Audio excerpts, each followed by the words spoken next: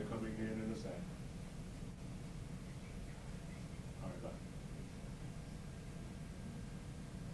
How old is he? Are you walking? Oh, yeah. Oh my God. He's 19 months now. Oh. I bet he's talking then, huh? He sings words here and there. Trying to string them together, babbling. So cute.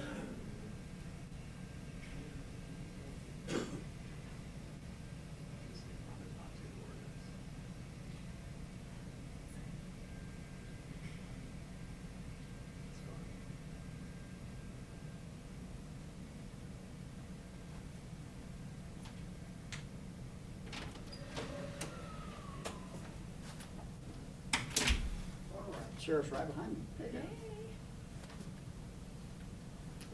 Sort of right behind me.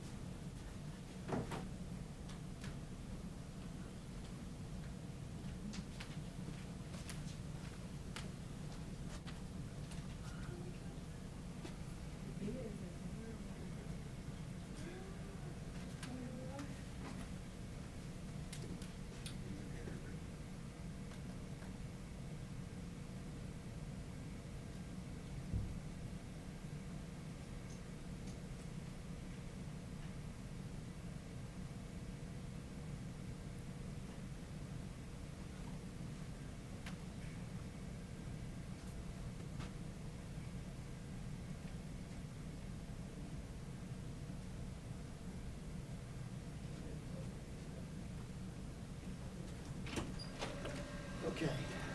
I'll raise your. Scott.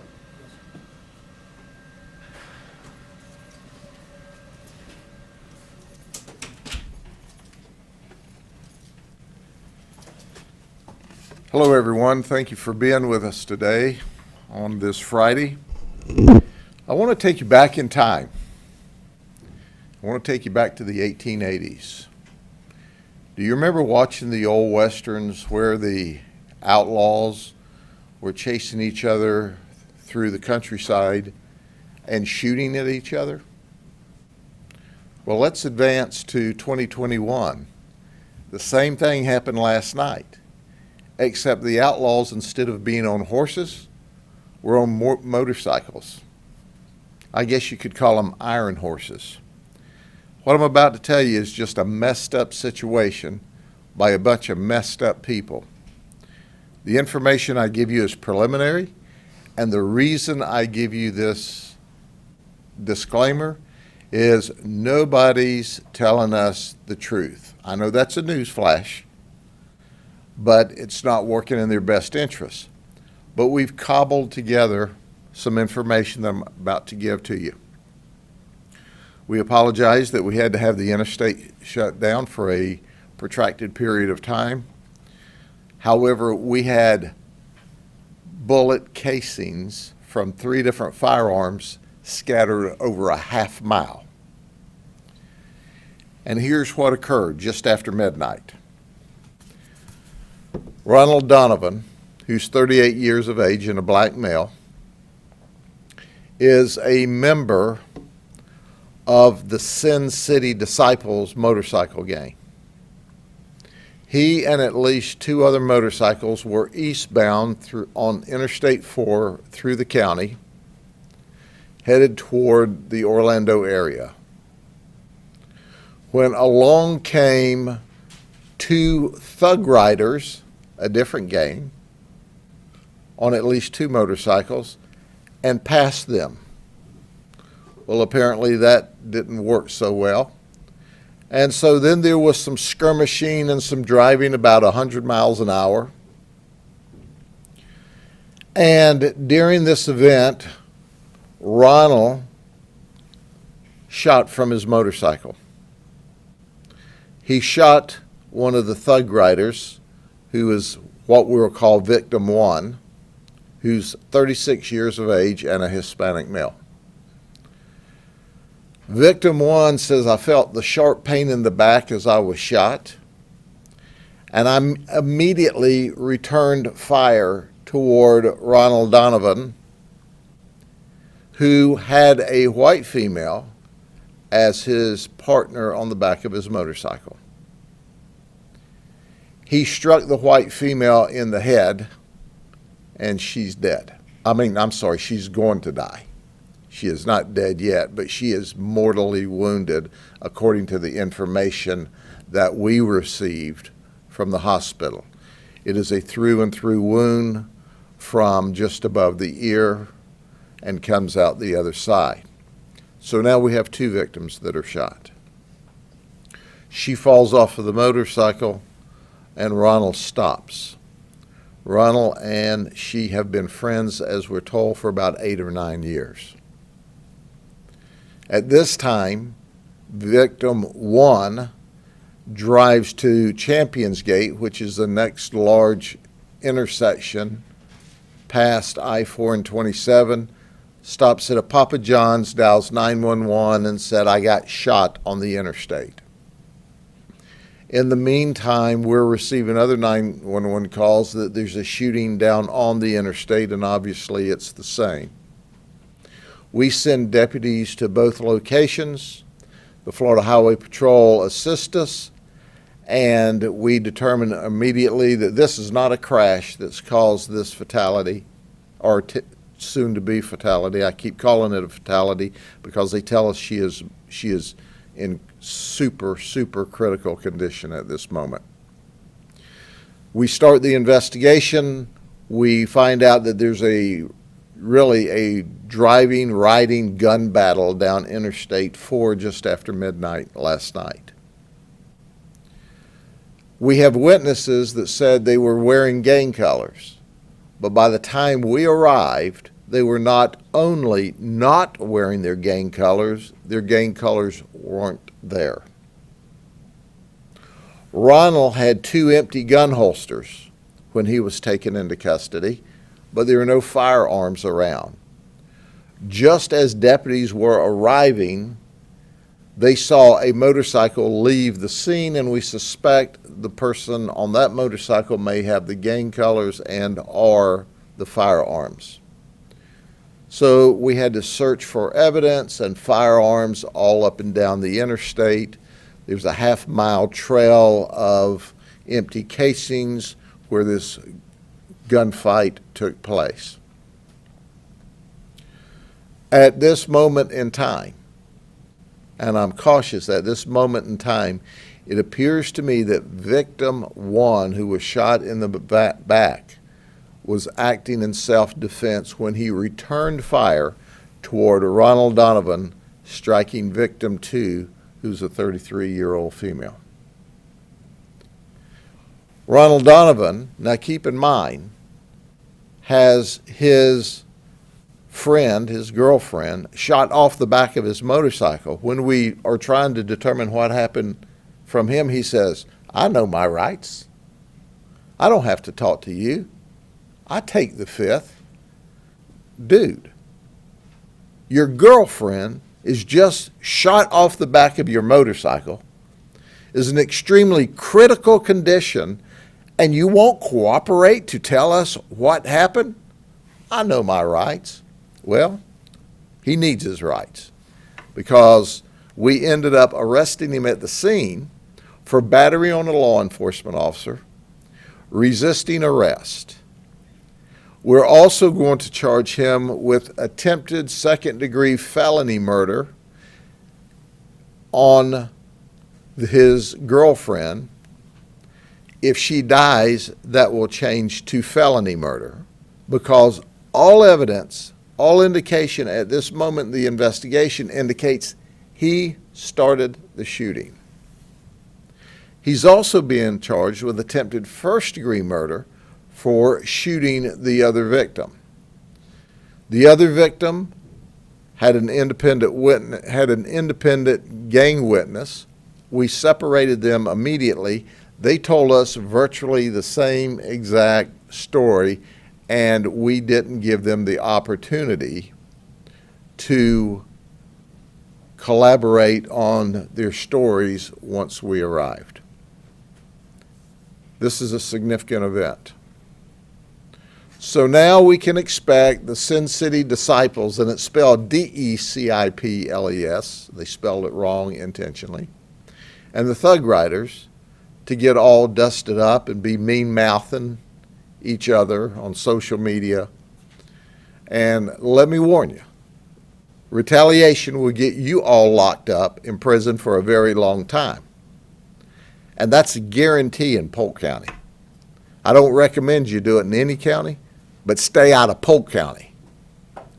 Your stupidness has already gotten a 33-year-old beautiful young lady in a near-death situation, and another man shot, and old Ronald, who started the shooting, locked up in prison or jail on his way to prison for what amounts to lifetime felonies.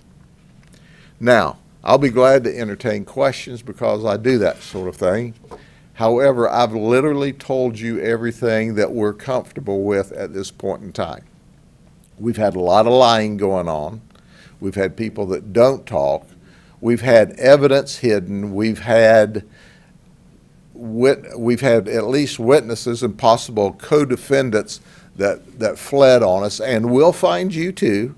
Just give us the time. We got to get this sorted out, but we're coming to you to talk to you. So we are, as you know, very early into this investigation.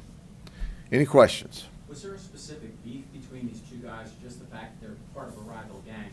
I hate your guts. Yeah, that's a very interesting question. The information we have at this time, both came from Tampa. One came from a restaurant, and one came from a restaurant and apparently a gang house. They did not have a rivalry going on. They weren't at the same place earlier in the evening. So it just happened that the Thug Riders decided they would pass the Sin City Riders, and that didn't work so well.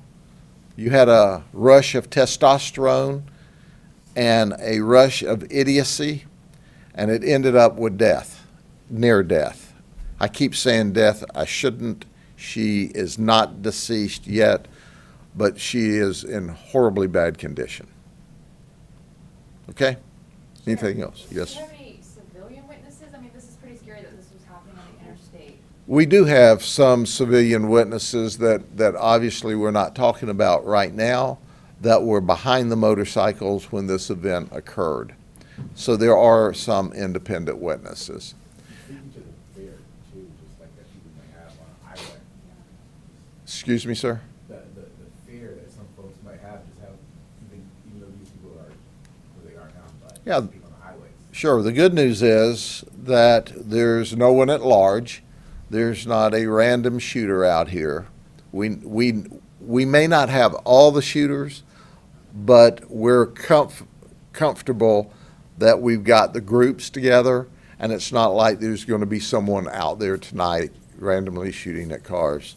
So it was great work by our deputies and detectives and highway patrol who assisted us. But understand, the one guy that was shot in the back, he raced to a phone to call us.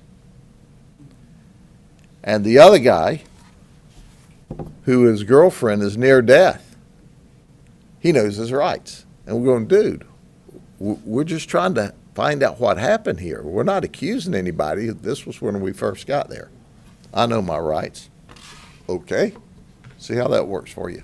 Are either of the groups local to here, or they just happen to be passing through Polk County? Passing through, Interstate 4 goes from coastline to coastline, so they were just passing through on their way back to the Orlando area.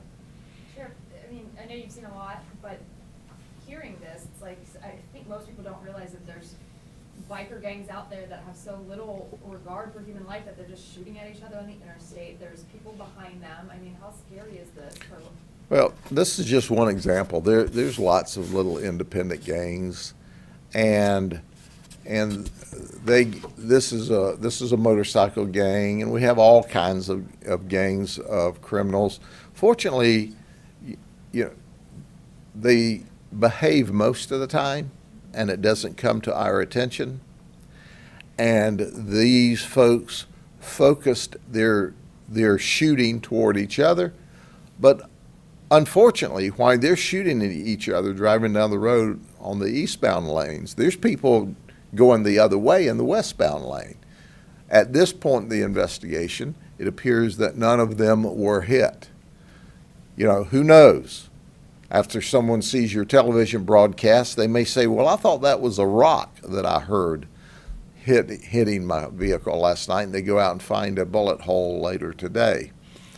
But the end result is, and we've discussed it, while the crime rate in Polk County is at a 49-year low, and it's historically low across this state, all of this talk about nationwide about bail reform and holding criminals in jail, it appears that it has encouraged criminal conduct. Well, let me give all of you a news flash that want to commit crime. That jail reform business that's letting thugs and criminals out all over the nation, it's not us. It's not us. Those criminals let out early for their criminal mischief, it's not us in Florida. So you're packing in the time being stupid out there. Behave. Behave. Or if you want to enjoy that low bail and don't go to jail, New York and California is wide open. And apparently they encourage that. So go there and have a big time. But if you come here and continue with your angst, it's going to be like the last 3 or 4 events where people were just off the rails. It doesn't work here. You're going to jail. You're going to get a no bond. We're going to try you. Our state attorney, Brian Haas, is simply the best. And then we're going to send you to prison for the rest of your life. Personal choice. You make a bad decision, we're going to make a good decision. Guaranteed. Sheriff, how about priors for either the victim one or the gentleman you're arresting? I plan to do a wrap-up next week. We haven't got into their backgrounds and their priors and that sort of thing at this point because we're still working this initial event. I mean, believe it or not, we were hustling around to try to get that interstate open last night. So it took, even though if you happen to be the one stuck in traffic, it seemed like an eternity, we were doing our best to get that road open as quick as we could for obvious reasons. But they took an 1888 old Western shootout and brought it to 2021 last night. Is this the first time you heard of something like that? That sounds like a scene from a Fast and Furious movie or something. Well, I think they watched a movie and they wanted to emulate it last night. But the unfortunate thing is we've got a lady, a beautiful lady. If obviously we can't release her identity, but I've seen photographs of her. She's a beautiful young 33-year-old lady that's near death, and her boyfriend is locked up on many death case charges. We got another guy shot in the back. It's just craziness. Fortunately, because it was midnight and the interstate was not packed thick bumper to bumper, there was room for bullets to move between cars. Had it been right now, it'd been a whole different story, because it is bumper to bumper, well in excess of the speed limit out there at this moment. And in talking to him, have the investigators said, or does he realize how he could have been hurt? Yes, sir, but see, it's apparent to us after trying to talk to this man, he was born smarter than the rest of the world and only got smarter as he aged. So he's someplace around 842 points on the genius range right now in his mind. And he didn't seem to care at all when he was talking to us. And this is initially, we weren't accusing him of anything. We just wanted to know what happened. But I suppose that when you're trying to talk to a guy and he's got 2 empty holsters there, he would need to have a lawyer, because you got empty holsters, that guy's got a hole in him, your girlfriend got shot off the back of your motorcycle. That ain't a good night. Anything else? going once, going twice. Have a good weekend. We hope to give you a wrap-up on this on Monday. And what are you doing out in Polk County? I thought you were behind the desk all the time. I'm glad to see you again. You do an awesome, awesome, awesome job, and we miss you out here. I walked in, I thought, my goodness, my buddy.